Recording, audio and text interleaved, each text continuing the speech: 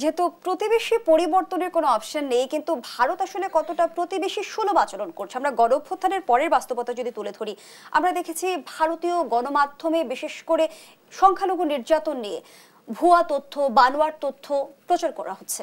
আপনি ডিসইনফরমেশনের কথা বলছিলেন তুলসী গ্যাবার্ডের, ভারতীয় গণমাধ্যম থেকে পাওয়া সেই ডিসইনফরমেশন সেখানে কতটা ভূমিকা রেখেছে বলে মনে করেন? হয়তো নিশ্চয়ই ভূমিকা রাখতে পারে, এটা নিয়ে কোনো ডাউট নেই। কিন্তু কথা হচ্ছে যে যখন ভারতের ফরেন সেক্রেটারি বিনাক মিস্ত্রি যখন আসলেন, তখন উনি কিন্তু বলেছিলেন যে এটা গভর্নমেন্টের স্ট্যান্ড না, এটা হয়তো প্রাইভেট এন্টিটির স্ট্যান্ড।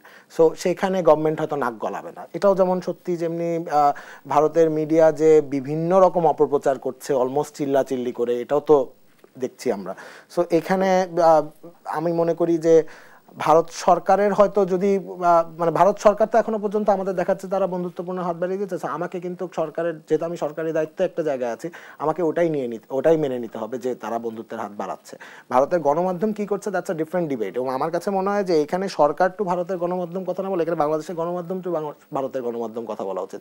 আপনার একজন গণমাধ্যম কর্মী হিসাবে ভারতের গণমাধ্যমের সাথে এই ডিবেটে আসা উচিত যে কেন ভারত এই ধরনের ইনফরমেশন ছড়াচ্ছে। আমরা তো আমাদের স্ট্যাটিস্টিক্স ডেটা যা আছে এই 7 মাসে সব কিন্তু উন্মুক্ত করে দিয়েছে। আপনি চাইলেই আমাদের সোশ্যাল মিডিয়া পেজেস থেকে শুরু করে যে কোনো জায়গায় আপনি সেম ডাটা পাবেন এবং সব সঠিক ডাটা পাবেন। সো এটা নিয়ে আমার মনে হয় যে এই ডিসইনফরমেশন ফাইট করার জন্য অ্যাকচুয়ালি বাংলাদেশ সরকারের চেয়ে বেশি বাংলাদেশের গণমাধ্যমের ভূমিকা আরো বেশি। বাংলাদেশের গণমাধ্যম সেক্ষেত্রে কিভাবে ভূমিকা রাখবে? বাংলাদেশের গণমাধ্যমের সাথে ভারতের গণমাধ্যমের বৈঠক হোক, বাংলাদেশের ভারতের বিভিন্ন টক শোতে বাংলাদেশের লোকজন যাক, বাংলাদেশের বিভিন্ন টক শোতে ভারতের লোকজন আসুক, তারা দেখুক কথাবার্তা কি হচ্ছে। যদি এটা প্রাইভেট এন্টিটির সাথে কথাবার্তা হয়, যদি এটা হচ্ছে একটা প্রাইভেট এন্টিটির মতামত হয়, তাহলে বাংলাদেশের প্রাইভেট যে গণমাধ্যম আছে তাদেরও তো এই দায়িত্ব আছে, এই তাদের দেশকে, মানে দেশটা তো আমার শুধু সরকারের না, দেশটা তো আপনারও। সো আপনারও তো একটা দায়িত্ব আছে যে আপনাকে তো গণমাধ্যম কর্মী হিসেবে ভারতের ডিসইনফরমেশনের এগেইনস্টে কথা বলতে হবে। বাংলাদেশের গণমাধ্যম সেখানে ফলপ্রসূ ভূমিকা রাখতে পারবে কি? কারণ আমরা যেমনটি দেখেছি যে সীমান্ত হত্যা বন্ধে বাংলাদেশের একটা শক্ত অবস্থান ছিল, বাংলাদেশ থেকে কড়া জবাব বার্তা দেওয়া হয়েছে সেই জায়গা থেকে।